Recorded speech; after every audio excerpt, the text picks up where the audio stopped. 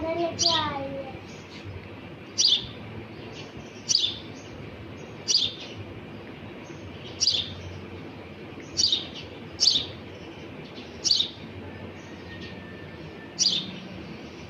वो अपनी मामा को बुलाता है, देखना जरा।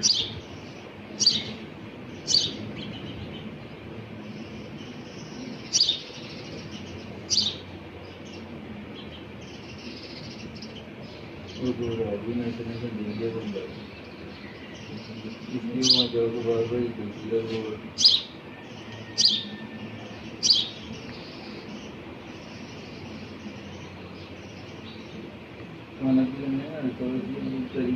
निकल आ रही मूड ही नहीं है इसका खाने का।